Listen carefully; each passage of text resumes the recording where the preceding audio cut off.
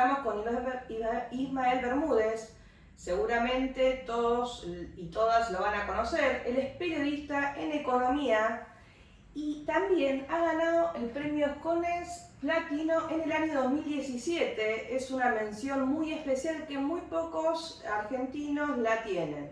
Bueno, buenas tardes Ismael, ¿cómo está usted? Muy bien, muy bien. Disculpen que no, bueno, que no pueda asistir a este evento y lo tengamos que hacer de esta manera. Pero bueno, primero la fecha era el 11, yo me comprometí y no tenía problema en estar presente el día 11, pero bueno, al trasladarlo al día 12 yo ya tenía compromisos asumidos y estamos utilizando esta variante. Esta variante con la tecnología 4.0 nos permite, ¿no? Nos permite. Y como nosotros queremos estar siempre en tendencia, también agregamos este video a esta jornada, ¿no es cierto, Ceci? Exactamente. Bueno, y gracias por la invitación y bueno, escucho las preguntas y lo que pueda responder lo respondo. Bueno, vamos a empezar con la primera pregunta. Sí. ¿Cómo titularías, Ismael, vos, la situación actual de la calidad de vida del colectivo de jubilados en Argentina? Bueno, evidentemente la calidad de vida está bastante deteriorada. Hay una crisis previsional que va más allá de lo previsional. Esto me parece que es muy importante señalarlo porque hay muchos que analizan el tema previsional en sí mismo y no comprenden que esto está inmerso en una crisis más amplia. ¿En qué consiste esta crisis más amplia? Es lo siguiente, para dar gruesos números. En la Argentina hay 21 millones de personas ocupadas y con aportes a la seguridad social registrados hay 13 millones. Esto significa que hay 8 millones de personas que no tienen aportes, no están efectuando aportes a la seguridad social. En principio esto significa que cuando lleguen a la edad jubilatoria no van a poder jubilarse. Pero además de los 13 millones que aportan, de acuerdo a los datos de la propia Secretaría de Seguridad Social, más de la mitad tampoco tienen aportes continuos, sino que son aportes discontinuos, y que en promedio son muy bajos los aportes. Esto significa que de los 13 millones, cuando lleguen a la edad jubilatoria, tampoco van a reunir los 30 años de aporte.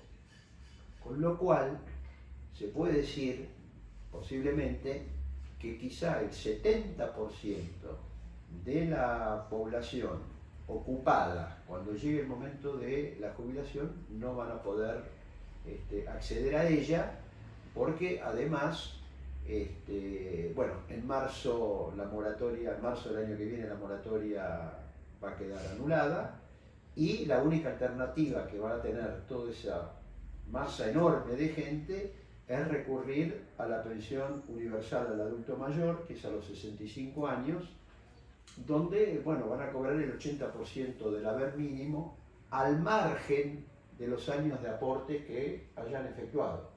O sea, aquel que hizo 10 años de aporte y aquel que hizo 25 años de aporte, los dos van a cobrar exactamente lo mismo, que es el 80% del haber mínimo.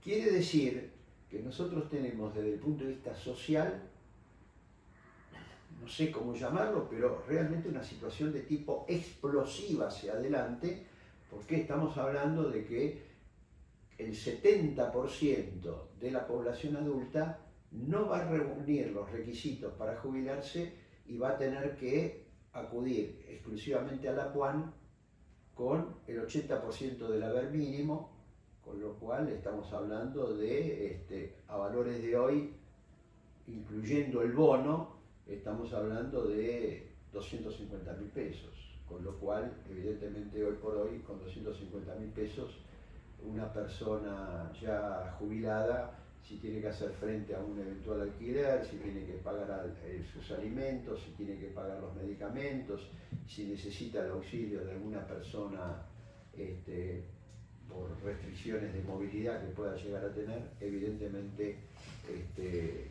no puede mantenerse. Esto lleva, que esto quiero hacer una aclaración también me parece importante, desde el punto de vista periodístico, por la masividad de gente, por los problemas que hay por el hecho de que la mayoría no va a poder jubilarse, por el hecho de que lo que pase con la persona mayor involucra también a los hijos. Las notas referidas a la seguridad social y especialmente a lo previsional marcan una audiencia, una lectura récord en los medios de comunicación. Son las notas más leídas. Al margen, son las más leídas porque, lógicamente, hay notas que involucran a 10 gerentes de una empresa. Esto abarca millones de gente y cuando hay alguna novedad, la gente se vuelca a leer esas notas.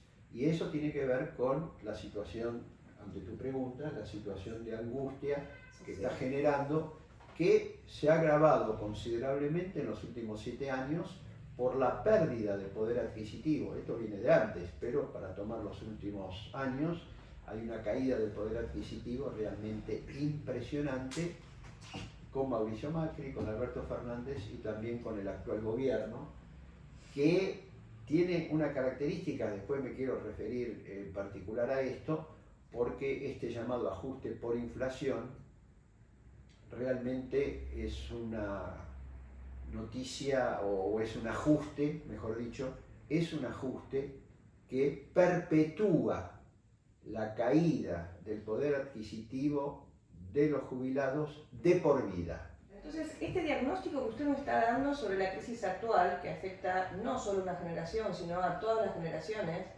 porque claramente si tenemos a personas mayores que no son independientemente económicas, estamos hablando de que hay hijos y hijas que van a tener que ayudar a sus padres o nietos a sus abuelos. Claro, pero hay un problema, que los hijos al mismo tiempo también sufren una caída muy fuerte del poder adquisitivo y ellos mismos están en la informalidad.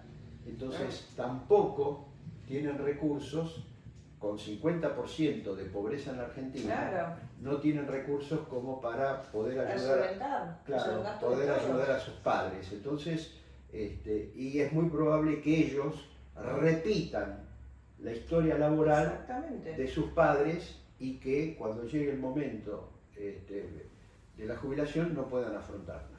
Y la regresividad también se manifiesta en la enorme cantidad de juicios. El gobierno reconoció de que hay 271.500 juicios más y hay 91.000 sentencias firmes. Esto se ha publicado hace una semana. Los 271.000 juicios están en los fundamentos del decreto de veto presidencial, y los 90.000 sentencias firmes están en el informe que dio el jefe de gabinete a la Cámara de Diputados, que son el informe número 140, donde él reconoce de que de las sentencias firmes el 91% no se pagaron y no se están pagando en los plazos que marca la ley, que son los 120 días hábiles. Exactamente.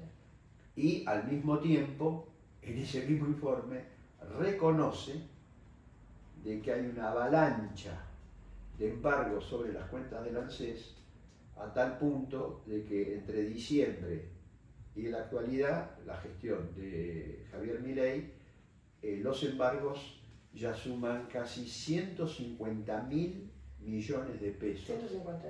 150.000 millones de pesos, para que se vea la magnitud de lo que está en juego. Pero ¿encontraríamos alguna medida como para paliar, llegar a un juicio? ¿Será posible que se encuentre alguna reforma? Bueno, el tema es así. ¿Estuvo anunciado? Yo creo que se va a venir una reforma. El contenido lógicamente no lo sabemos, pero por algunas versiones, por comentarios y por el antecedente de la reforma de Santa Fe. Claro. Evidentemente, me parece que vamos a tener serios problemas, o mejor dicho, las futuras generaciones van a tener, y los que están trabajando también, porque la reforma de Santa Fe, que introdujo incremento de los aportes de los activos, reducción de los saberes de aquellos que se vayan a jubilar y una reforma amplia de la pensión por viudez, limitando la pensión por viudez para aquellos cónyuges de poca edad. Es decir, en el caso de Santa Fe, se le reconoce la pensión por viudez a aquel que está, si fallece uno de los cónyuges que está en actividad, se le reconoce la pensión por viudez solamente por los años en que estuvieron en convivencia o casados. No va a ser más vitalicio, claro. Algunas normativas internacionales lo tienen en ese Claro, sentido. ya la PUAN, ya la pensión universal de adulto mayor, no tiene derecho a la pensión derivada. La pensión derivada, la pensión por viudez, y en el caso de Santa Fe, bueno, si fallece uno de los cónyuges y estuvieron 5 años casados, es decir, algo, va a cobrar solamente la pensión por viudez 5 años y deja de ser vitalicia. Teniendo en cuenta el giro que le ha dado Milei a la economía argentina y a la seguridad social, es muy probable que muchos de estos temas estén en una reforma, incluyendo el tema del aumento de la edad, especialmente de la edad de las mujeres, y una reforma amplia de todos los llamados regímenes especiales. Por ejemplo, docentes universitarios, regímenes de insalubridad. Un régimen diferencial, claro, de insalubridad. Perfecto. La idea, en general, que me han comentado algunos que están trabajando en el tema, es meter a todos los regímenes especiales, todos los que ellos, digamos, que se pueda meter, directamente meterlos en el régimen general. Es decir, que no tengan un régimen diferenciado, sino directamente pasarlos al régimen general, lógicamente hacia adelante, porque no se puede aplicar en forma retroactiva. Ahora, usted en su función de periodista, ¿no?, que seguramente tiene más información que nosotros y en esto investiga y demás, ¿qué lecciones piensa usted o cree que nos dejó la CFJP y si ese esquema de capitalización individual puede llegar a, o sea, estaría ahora en tratativas del gobierno o está en la agenda del gobierno para los próximos años? Bueno, se dice que la idea es que el sistema de FJP sea voluntario, no como en los años 90, donde donde el aporte iba directamente a la FJP, sino que sea voluntario. El tema es el siguiente. Las AFJP no van a resolver la crisis previsional, sino que inclusive la pueden ahondar.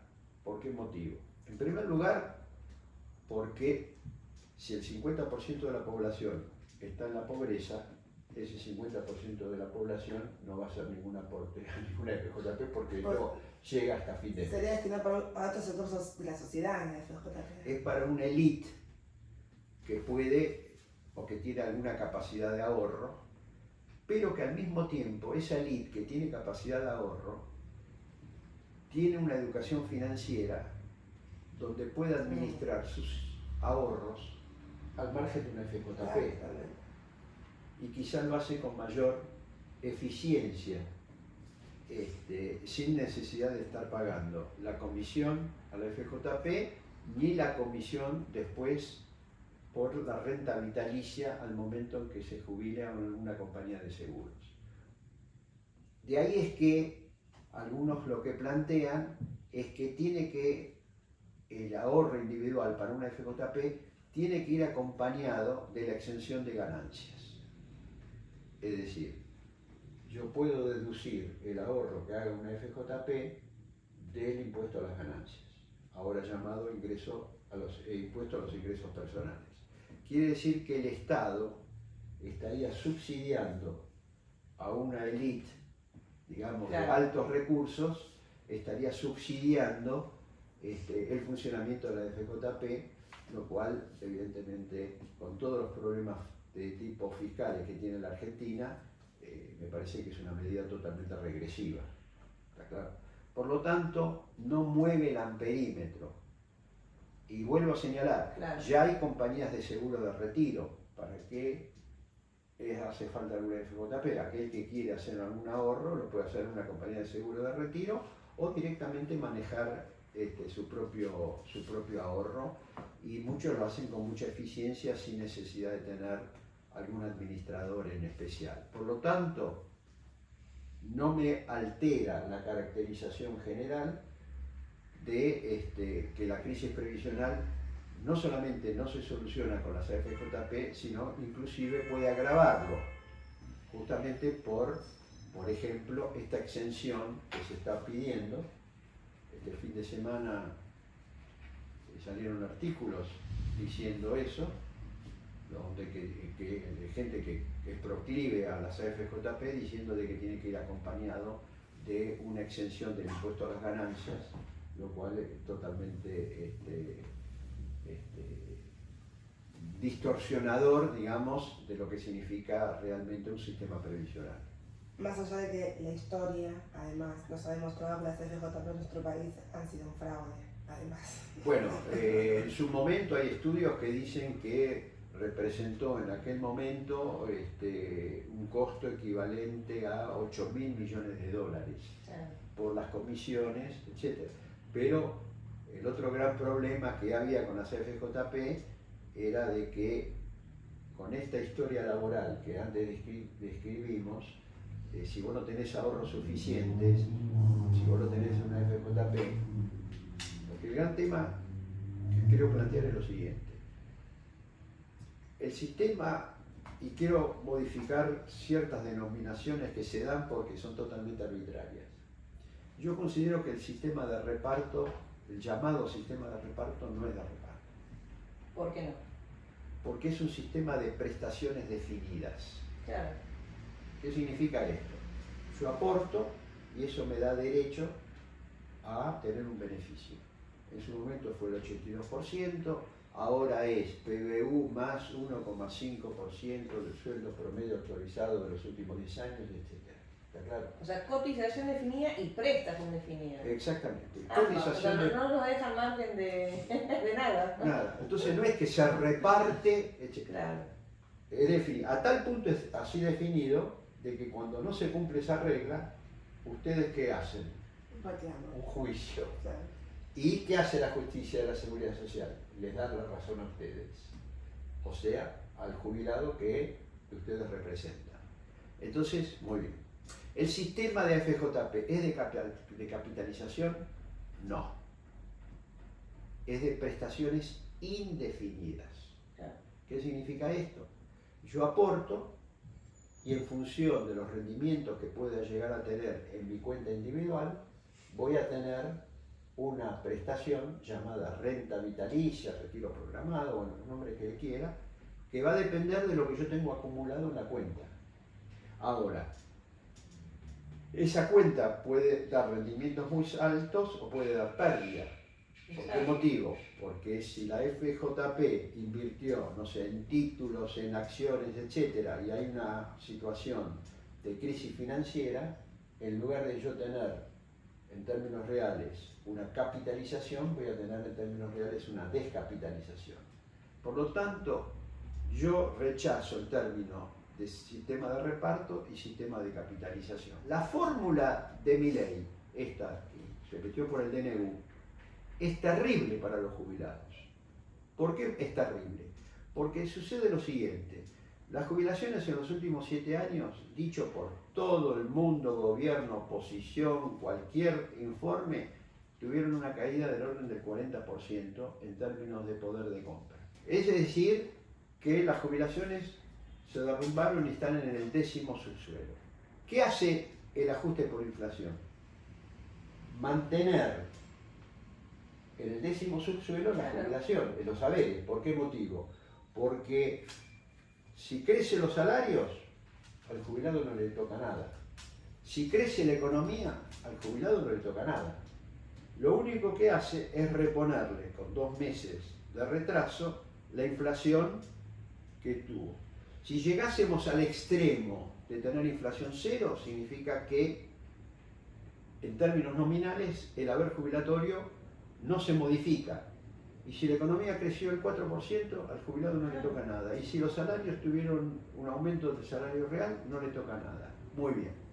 Lo que hizo el actual gobierno fue eliminar la fórmula anterior y reemplazarla por el IPC, cuando en realidad la fórmula anterior fue muy perjudicial para los jubilados y pensionados por la enorme inflación que hubo durante el gobierno de Alberto Fernández, y lo mismo pasó con el gobierno de Macri.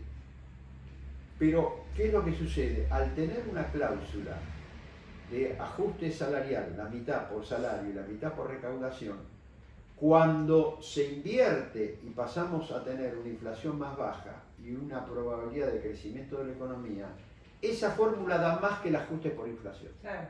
Entonces, lo único que yo siempre planteé es ajuste por inflación como piso, y ajuste, o sea, A, como se dice ahora, hay dos variables. La A se aplica el ajuste por inflación. Bien, como si, piso. ¿Y el sí, B? y el B es salario y crecimiento de la economía. Eso. Y la economía, las finanzas, etcétera, tienen que garantizar esto. Para eso hace falta varias cosas. Primero, el gran combate contra la informalidad laboral. La fiscalización hoy, con los registros que hay informáticos, Es fácil. es más fácil que en el pasado, porque yo pongo, si hay una persona que está en informalidad, yo le digo, a ver, dame tu número de DNI, entro al sistema y ya tiene esa persona a su vez por lo que se llama economía popular, los registros Claro. de la economía popular, tiene Los donde efectores sociales. exactamente esa persona manifiesta que está ocupada, etcétera. Es cuestión de citar a esa persona y decirle, bueno, ¿y usted dónde trabaja? Claro. Además, está el siguiente tema, al derogar, el año que viene no va a haber casi altas de jubilación. Claro. No va a ¿Por haber. qué motivo? Si la ley Porque realmente no la prorrogan, la ley de la última no la van a prorroga, prorrogar, no la van a prorrogar. Por lo tanto, solamente aquellos que cumplan la edad, solamente un 20%, un 30% podrán reunir los requisitos para poder ¿Y quiénes se jubilarse. quieran jubilar? Salvo que sean intimados, porque también con la poca tasa de sustitución que se encuentran, si no son intimados no se quieren jubilar. Lógicamente está ese tema, y ahora el hecho, yo lo veo con gente en el gremio donde yo estoy, en la actividad que yo estoy, que utilizan mucho la opción de los 70 años. ¿Usted cree, Ismael, que va a haber un nuevo achatamiento jubilatorio que ya está viendo, sino que las máximas y las mínimas están de vuelta volviendo a encontrar? O sea, las jubilaciones máximas Bueno, y lo las que mínimas. lo que pasa es lo siguiente, con este tema del bono de 70.000 pesos que está congelado desde marzo, creo que la idea del gobierno es mantener el congelamiento de por vida de estos 70.000, cuestión de ir licuándolo y que en algún momento quede absorbido porque ya va a ser insignificante.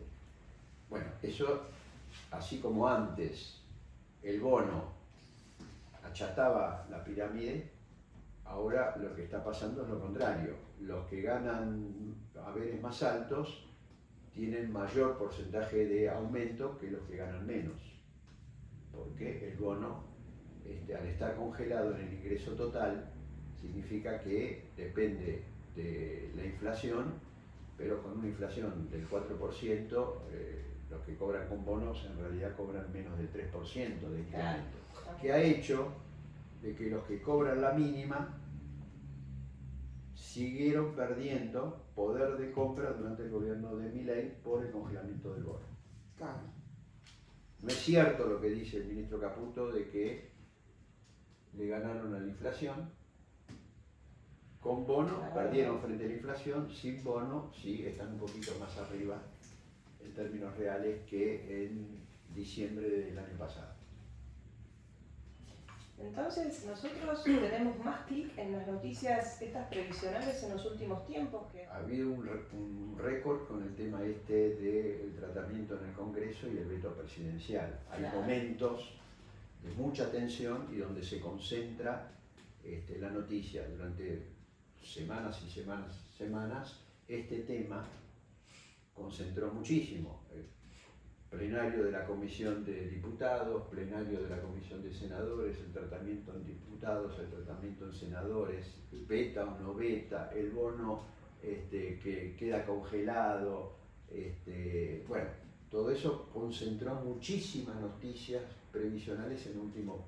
O el pago de las sentencias, o sea, El pago de las sentencias. El 9 de julio, el mismo día que sale la ley base, anuncian, o sea, porque está vigente, porque en verdad sale el 8, anuncian el pago de la sentencia. Entonces uno dice, entonces nos llaman, ¿no? A nosotros que trabajamos en esto, no sé cuántos llamados recibiste vos, pero nos llamaban, ¿cuándo me pagan? Nos decían los jubilados. No, pero pasa lo siguiente, ahí es otra trampa que es muy importante. ¿Cuál es la trampa entonces? La trampa es lo siguiente, a partir del 1 de septiembre, eso está en el informe del jefe de gabinete, a partir del 1 de septiembre, ANSES, dice el jefe de gabinete que ANSES va a pagar los reajustes de haberes de los que obtengan sentencia firme, pero no al stock.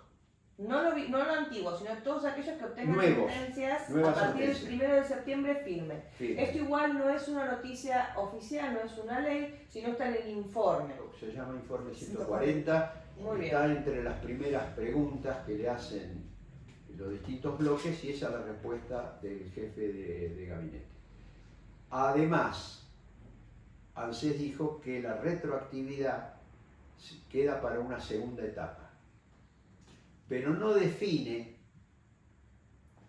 cuándo va a ser la segunda etapa, con lo cual en principio la retroactividad queda en el limbo, porque esa medida va a incrementar los embargos contra el ANSES, porque ahora uno tiene ya la certeza de que la retroactividad no va a ser pagada. Muy bien. Entonces, esto está dicho oficialmente por el jefe de gabinete al Congreso Nacional, o sea, más oficial imposible. Al final nosotros siempre decimos, igual lo sostenemos, que esta asociación, Argentina de Seguridad Social, abarca los 5 sistemas, pero como siempre terminamos hablando del previsional, ¿no? Porque es el que, no sé si es el que nos apasiona en salud, en desempleo, en riesgo, en todos tenemos problemas y problemáticas. Bueno, ahí estamos diciendo algo importante, perdón que me interrumpa, que la situación actual del colectivo de jubilados afecta no solamente al tema con respecto a las jubilaciones, sino en todo sentido. Y bueno, claro, bueno, a esto hay que agregar, respecto de lo que digo, esto que ha pasado con el PAMI, que es la reducción de los descuentos del PAMI en los medicamentos, que aquellos que tenían 100% de cobertura de descuento pasaron quizás a tener el 70 o el 40, los que tenían 70 bajaron al 50 o al 40, o sea, también un ahorro muy pero muy fuerte en medicamentos que depende de la edad y de las condiciones de cada jubilado. En casa donde no hay que meterse. 4 o 5 medicamentos. Claro. Muchísima plata. Es muchísima plata. Así que bueno, muchas gracias. Gracias Ismael por este tiempo. No, por al contrario, gracias a ustedes, todo lo que uno sí, pueda expresarse y abrir el debate, que creo que es lo más importante, que este es el objetivo creo que también de esta reunión del día de hoy. Y bueno, seguir muy atentos porque creo que vienen reformas muy serias, muy fuertes, y bueno, y estamos prácticamente todos involucrados porque más tarde o más temprano. Todos somos sujetos de la seguridad social. Exactamente. Así empezamos nosotros siempre. Sí, todos. Y ahora tenemos que educar, por parte de esta asociación, la educación. Exactamente. Muchas gracias a todos y a todas. Esperamos para formar parte. Gracias.